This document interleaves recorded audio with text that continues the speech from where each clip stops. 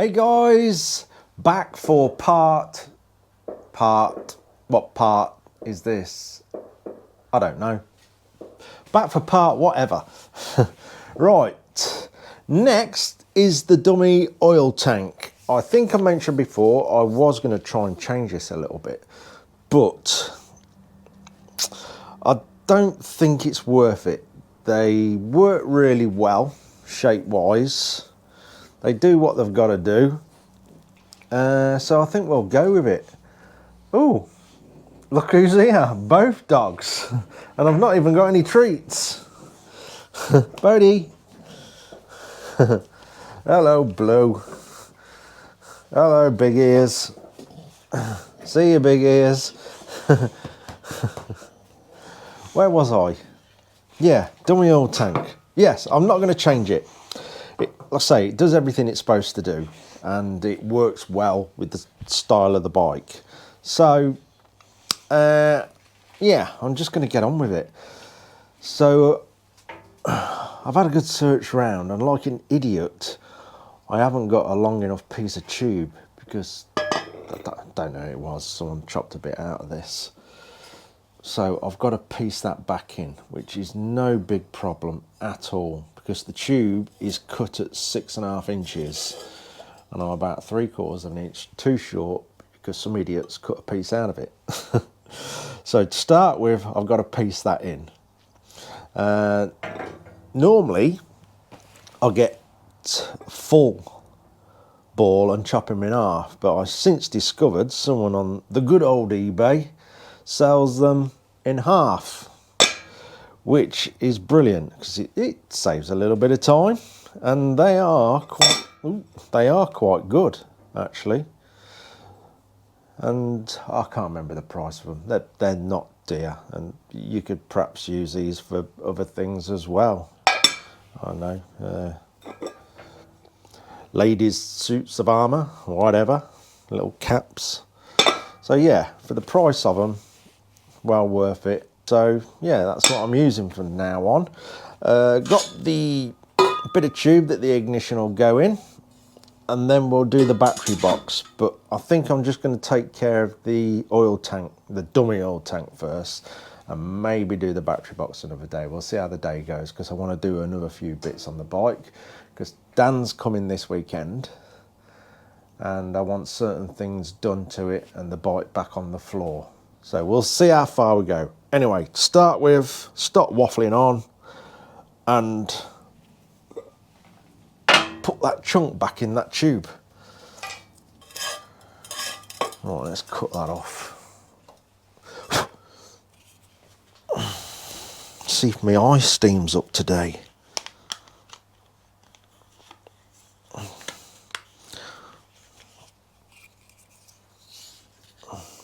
Someone said use fairy liquid on the lenses. Does that work? I might try it. Oh, as you can see, I've got a super special workbench today because I've got an Enfield sat on my normal Rocky workbench, and in keeping up tradition, this one wobbles too. I have actually got a superb little welding table that Ingham Jess gave to me, but like an idiot I went and buried it. I mean completely buried it in the back shed.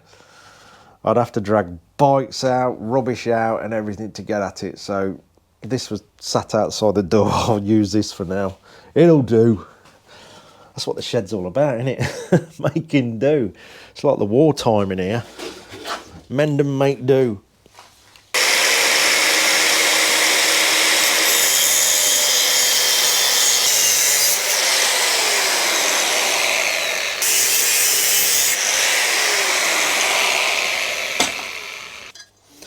What I'm going to do is just weld it at the ends, and we'll make this the bottom because we've got to cut a square out for the battery box, so I can't see any point in welding up that line when it's possibly I'm going to use that line or cut past it and it'll be gone. So I'm not going to weld down there. Let's get the welder sorted.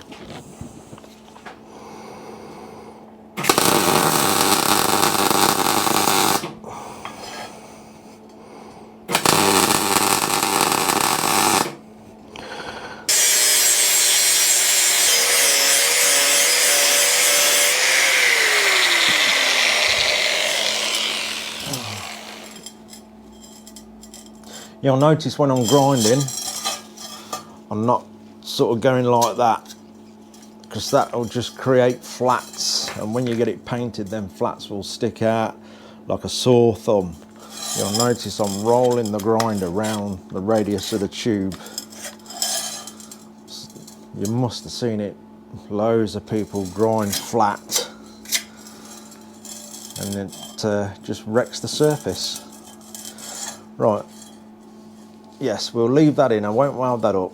You'll see why when I make the battery box, because that is normally slightly inboard, so that could end up being the line of the battery box, or I'll cut past it anyway. Right, trim these balls up.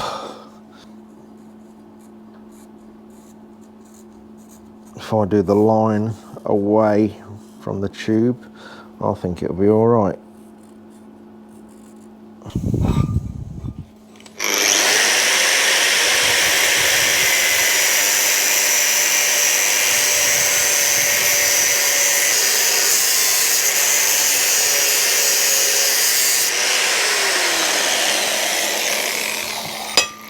It's going all right. If you're unsure about slipping with a grinder, you know, the easiest thing is just probably temporarily tack something in there and hold on to that if you're not confident with a grinder, and you get to keep all these.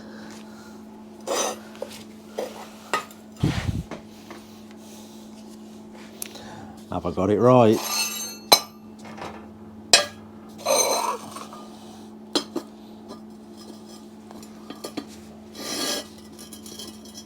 That's still hot. Of course it is, you stupid idiot.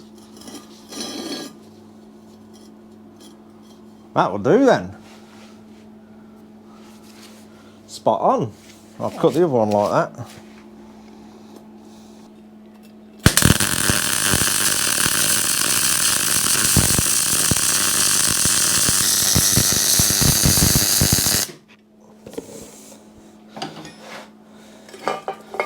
It's got that cool. As you can see, I'm not taking a massive amount of care for a super neat weld, because it's coming off. Well, not all of it, just the dressing up, so we've got a nice shape there. Right, that's that side done, all dressed up. I've got to sort this side out now. I'll be truthful, I had to put some charge into things because I forgot to charge everything up last night, because I'm quite useless. It's such a lot to remember. Doing the work, the filming, charging and blah blah blah. Anyway, shut up, get on with it.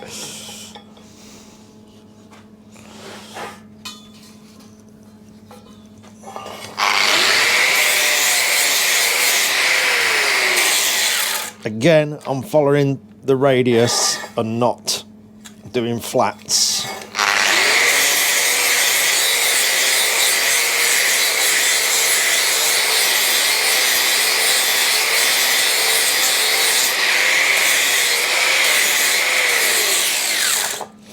Let's change the disc. I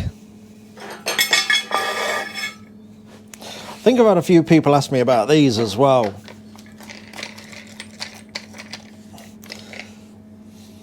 .36 grit discs. You can get them in different grits, but I normally get the 36, and if you want a finer finish, because I'm tight, I actually just use a worn one. It works.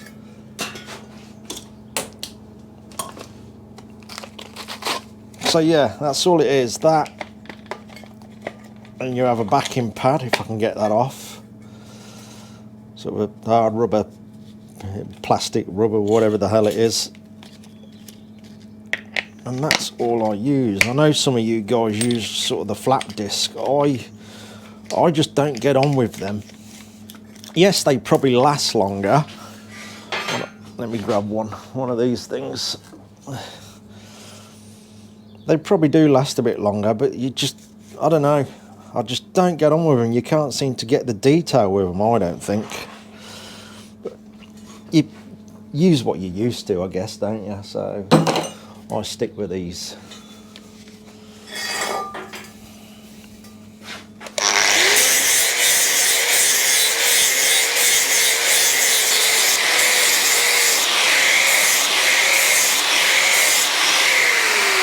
Better. Now we got to go carefully round the ball, trying to keep that line as straight as possible. That's the point where it can all go wrong.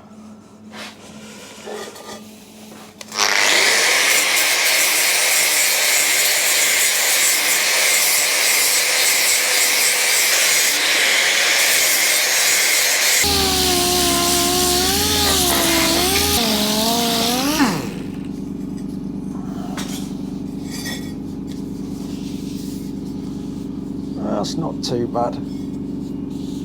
All these jobs anyway, they'll all go on the bike for the mock-up. When I'm creating the powder coating pile, I go over everything. See, there's little sinks, sink mark there from the weld, a couple of little dips, nothing massive, but then are the things I'll go over before it lands at the powder coaters. Right, I think next bit for this is a bit of tube for the ignition. Let's do that. I'm going to cut the ignition hole out now. I've got all this ready. When the hole's cut out, we'll weld all that on. Then blend it all in.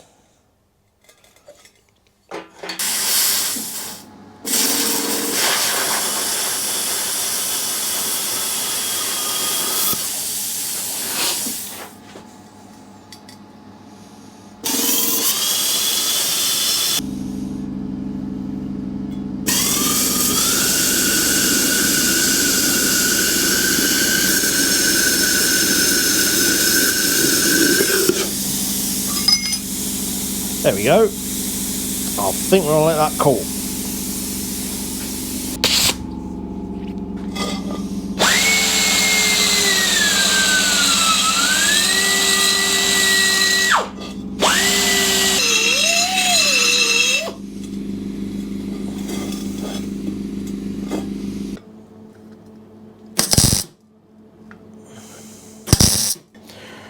Right, I'll just get on with that and dress it all up. Then we'll make the brackets for it to fit the bike.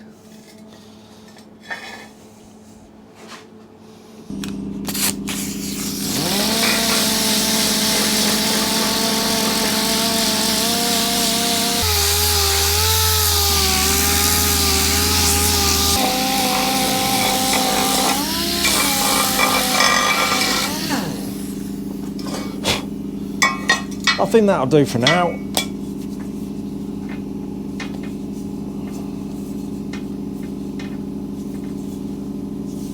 Right, bracket. Am I going to do the bracket the same as how I normally do them?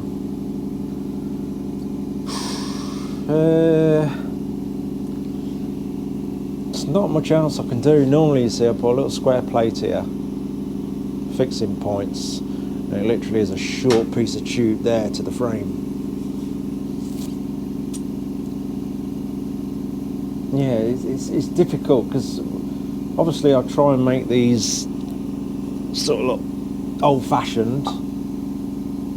If you start going over the top and too fancy with brackets and things like that, it starts to look out of place, I think. So yeah, we'll probably keep it simple. I think that's the best way. Anyway, I've done that thing again. Got involved with a couple of other things, so this is the following day. But I'm ready to put it on. So I made the mounting bracket. I've done that a bit different to what I normally do, because like I say, we're doing a few things different on this one. I didn't want to change too much because this actually looks great on the bike, this style, so I didn't I didn't change too much, but I did change the look of the bracket to, I don't know what the idea was, really trying to make it different, I guess. So I'm going to get this mounted, then that'll do for this video, and then I'm going to get on with chain guard. Right, really easy way to do this. That's a bit of 15mm bar. We'll put it on top, then we'll know we'll get the gap perfect with the frame.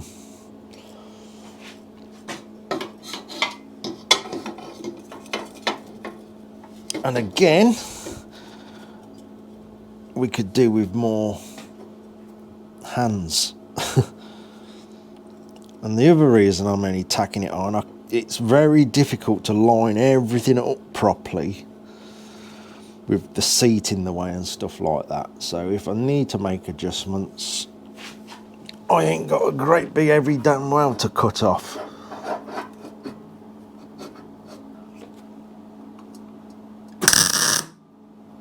I'm doing the welds in an easy place to get out if I do need to move it a bit.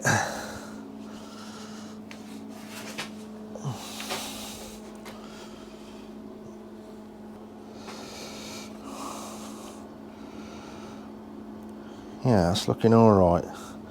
You can see I just put a little bit more shape in the bracket, and we've done 3 fixing points on there.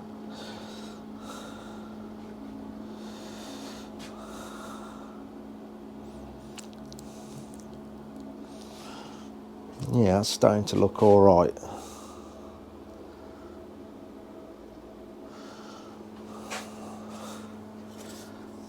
We've got the ignition tube this side. I'm all squashed in here at the minute. I've got to drag the bike out into the middle a bit more now to do the chain guard for the next job.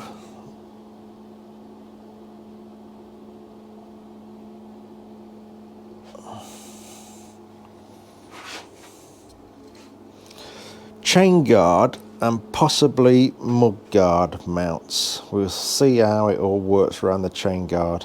I may have to mount the mud guard as well if the chain guard's got to be shaped round it.